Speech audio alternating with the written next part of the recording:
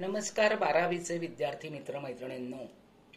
भारुड हा काव्यप्रकार आपण घेतो आहे. विंचू चावला संत एकनाथ महाराजांचं हे भारुड आहे. तुम्हाला क्वेश्चन आहे काव्य सौंदर्य.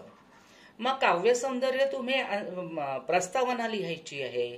त्यानंतर जे तुम्हाला काव्य दिलेलं आहे, कविता पंक्ती दिलेल्या आहे, काव्य पंक्ती, त्याचा अर्थ तुम्ही लिहिणार आहात. पण भाव सौंदर्य कसं करायचं ते स्पष्ट करायचं आणि त्याचा शेवट कसा करायचा आहे.